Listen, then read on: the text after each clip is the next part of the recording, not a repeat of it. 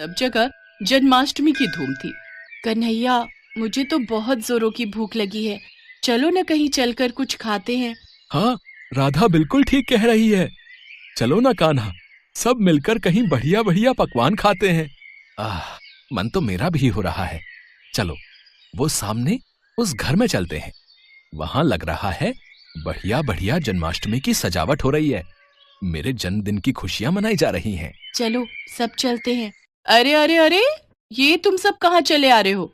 चलो हटो, बाहर जाओ। पता नहीं कहाँ कहाँ से आ जाते हैं। मैं भगवान कृष्ण के भोग की तैयारी कर रही हूँ। तुम लोग क्यों आए हो? हमें बहुत जोरों की भूख लगी है, कुछ खाने को दे दो। वाह, यहाँ तो पूड़ी, हलवा, सब्जी, खीर, यहाँ तो बहुत कुछ है। अरे क्या बात है सुशीला, आरती का समय हो रहा है। अंदर आओ, बाहर क्यों खड़ी हो? हाँ हाँ, आ रही हूँ। दरवाजा बंद कर दूं? चलो बच्चों, यहाँ से जाओ। कान्हा, इन्होंने तो द्वार बंद कर लिया। अब हम क्या करें? हम सबको बहुत जोरों की भूख लग रही है। ये कैसी बात हुई? तुम्हारा ही जन्मदिन मना रहे हैं और तुम्हें ही कुछ खाने को नहीं दिया। अरे सुदामा, इन्हें थोड़ी पता है कि मैं वास्तव में कृष्ण हूँ। ये तो मुझे एक साधारण बालक समझ रहे हैं। कोई बात नहीं सुदामा, कोई तो होगा जो हमें इस रूप में भोजन देगा। चलो और कहीं देखते हैं। राधा कृष्ण और सभी बालक बालिकाएं कुछ और जगह पर भी गए, पर वहां भी आरती और पूजन चल रहा था। कहीं भी उन्हें खाने को कुछ नहीं मिला। वे चलते चलते थक गए। मानव शरीर धारण किया है तो इतनी भूख तो सहन करनी ही होगी। बस एक आखिरी द्वार और खटखटाते हैं। अगर यहां नहीं मिला तो हम वापस गोलोक चले जाएंगे। ठीक है कान्हा, चलो इस घर में ही चलते हैं। थोड़ी और खीर दे। तुझे जब पता था कि मंदिर में खीर का प्रसाद बट रहा है, तो तू थोड़ा ज्यादा नहीं ला सकती थी? माँ जी, मंदिर में बहुत भीड़ थी। बड़ी मुश्किल से नंबर आया, तो मैं बस ये थोड़ा बहुत ही प्रसाद ला पाई। अरे अम्मा, खा लो ना। वैसे भी खीर खाए कितना समय हो गया। मजदूरी करते करते हाथों में छाले पड़ गए हैं। हमारी तो ऐसी किस्मत ही नहीं कि हम रोजाना ऐसी खीर पकवान खा सके। हाँ हाँ बेटा, ये ले, तू और ले ले। थोड़ा प्रसाद बचा है, मैं खा लेती हूँ। माँ, हमें बहुत भूख लगी है, कुछ खाने को दे दो। ये लो, पहले ही थोड़ी बहुत खीर है, उसमें से भी ये बच्चे भी मांगने आ गए। कुछ नहीं है यहाँ, चलो जाओ यहाँ से। रुको माँ, मैं दरवाजा बंद करके आता हूँ। सुनिए, आज जन्माष्टमी का त्योहार है, भगवान कृष्ण का जन्मदिन। ये बच्चे उन्हीं के रूप में लगता है झांकी लेकर निकले हैं। हो सकता है इन्हें रास्ते में भूख लगाई हो। थोड़ी सी खीर है मेरे पास, इन्हें दे देती हूँ। ऐसे द्वार पर आए बच्चों को भूखा भेजना मुझे ठीक नहीं लग रहा। माँ ये लो, तुम मेरी खीर भी इसमें से ले लो। मुझे इतनी सारी नहीं खानी। माँ, मेरे में से भी ले लो। अगर तुम अपनी दे दोगी तो तुम क्या खाओगी? राधा, इन बच्चों में अपनी माँ के प्रति कितना प्रेम है। हमें इनके लिए कुछ करना चाहिए। हाँ कान्हा, देखो तो, इन्होंने अपनी सारी खीर हमें परोस दी। कैसे पागल हो तुम तीनों! बताओ, अपने हिस्से की खीर इन बच्चों में बांट रहे हो। इतनी मुश्किल से तो ये थोड़ा प्रसाद मिला था। अब तुम दोनों बच्चे कान खोलकर सुन लो, मैं अपनी खीर में से एक भी निवाला नहीं दूंगी। ये लो बच्चों, ज्यादा तो नहीं, थोड़ी थोड़ी खीर है, ये खा लो। बस इतनी सी खीर? इससे तो हमारा चींटी जैसा पेट भी नहीं भरेगा। एक काम करो, थोड़ी और खीर ले आओ। दादी, थोड़ी सी अपने में से दे दो ना। आज वैसे भी भगवान कृष्ण का जन्मदिन है। हमने भी तो नहीं खाई ना, हमने भी इनको दे दी। अब क्या करूं, तुम लोग इतना जोर दे रहे हो तो ये लो, थोड़ी सी मेरे में से भी दे दो। सावित्री, ये ले, थोड़ी मेरे से भी ले ले। फिर बोलेगी मैं अकेले अकेले खा गया।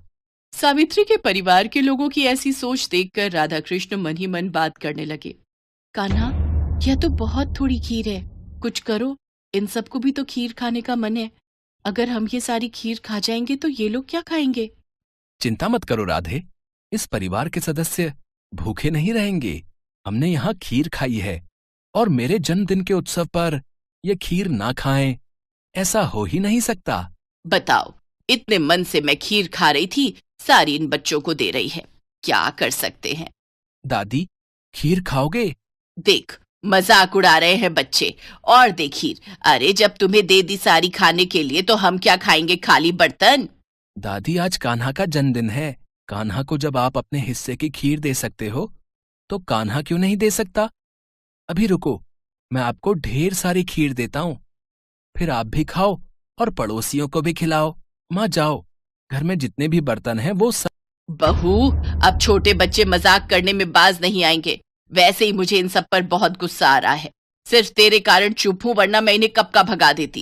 ये लो बच्चों, पता नहीं आज तुम सब क्या खेल खेल रहे हो। देखती जाओ माँ। आओ बच्चों, तुम भी देखो। फिर क्या था, सावित्री बर्तन रखती जाती और कृष्ण जी उसमें खीर भरते जाते। देखते ही देखते सारे बर्तन खीर से भर गए। ये चमत्कार देखकर सब लोग दंग रह गए। बहू, हमारे भाग धन्य हो गए। ये तो साक्षात कान्हा पधारे हैं। हाँ हाँ, माखन चोर नंद किशोर हमारे द्वार आए हैं, खीर से हमारे पात्र भर दिए। हे कृष्ण मुरारी, अपना रूप दिखाओ। हे राधा मैया, अपना रूप दिखाओ, हमें दर्शन दो।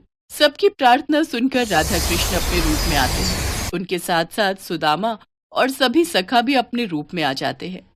इतना सुंदर दृश्य देखकर सावित्री और उसके परिवार में सबकी आंखों में आंसू आ जाते हैं।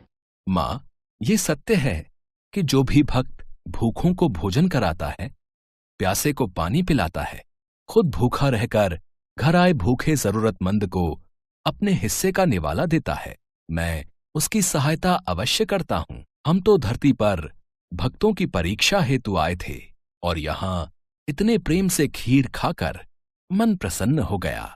कान्हा, आज जन्माष्टमी का पावन अवसर है और इन सब ने हमारी बहुत सेवा की है, तो इन्हें उस सेवा का फल हमें जरूर प्रदान करना चाहिए।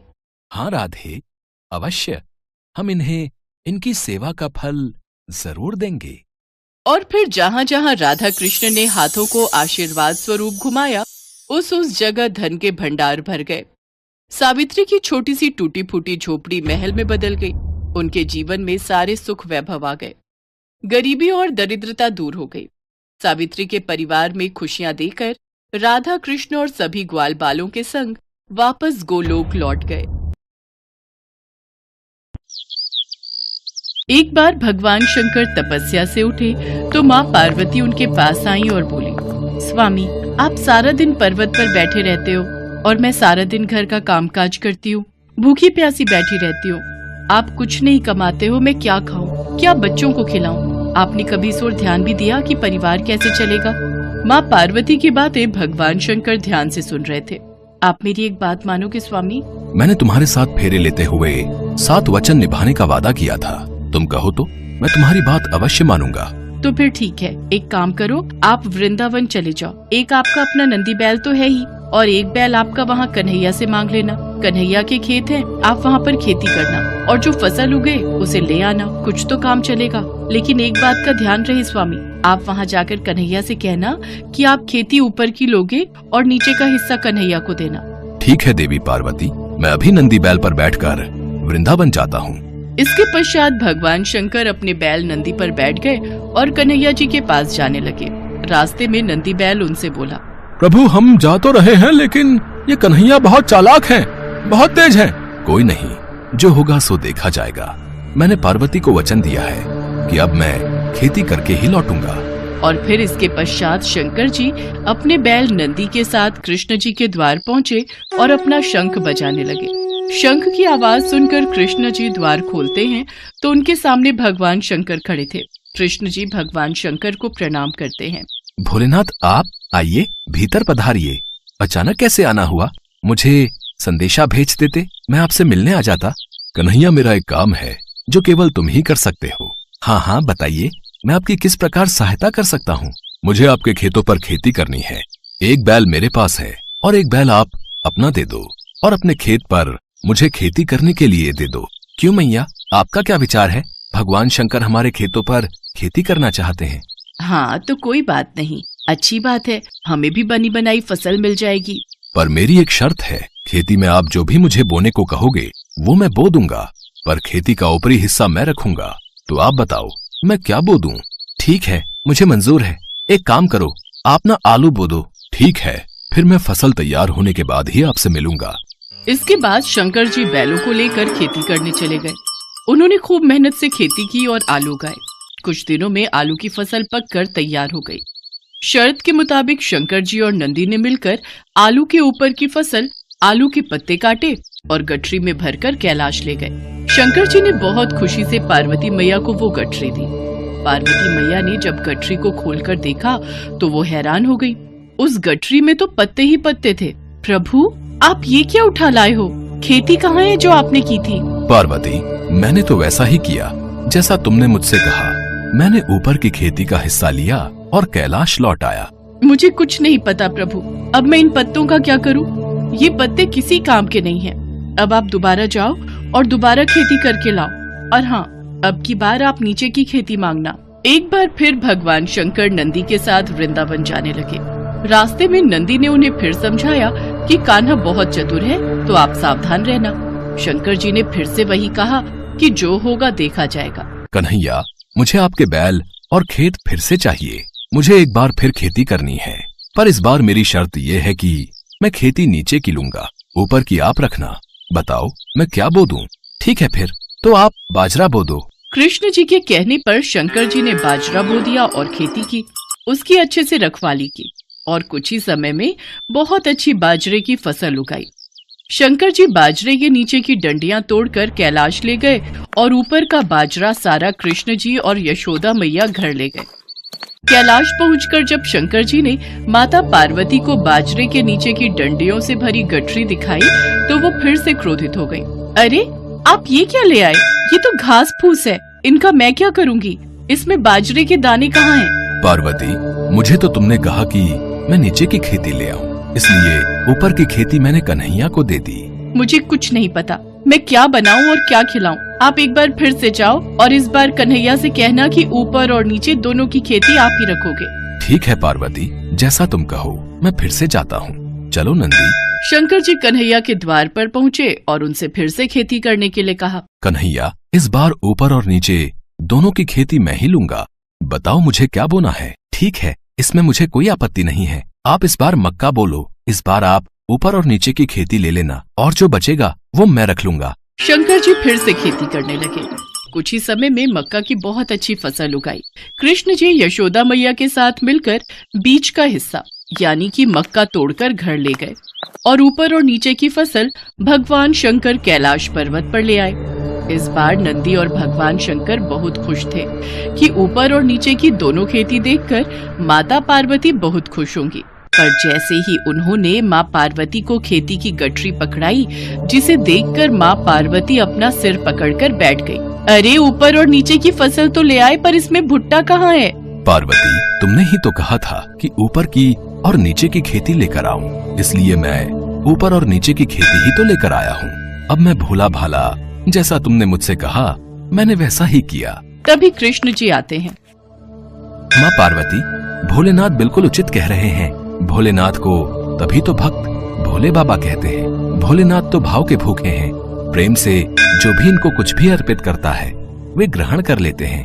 आप धन्य हैं भोलेनाथ। माँ पार्वती, भोलेनाथ के द्वारा की हुई खेती मैं ले आया हूँ, इसे स्वीकार कीजिए। माँ पार्वती देखती हैं कि भगवान भोलेनाथ ने तो बहुत ही बढ़िया खेती करके आलू, बाजरा और मक्का उगाया था। वो खुशी से फूली नहीं समाती। कुछ भी कहिए स्वामी, पर आपने नंदी और कान्हा के बैलों के साथ मिलकर बहुत बढ़िया खेती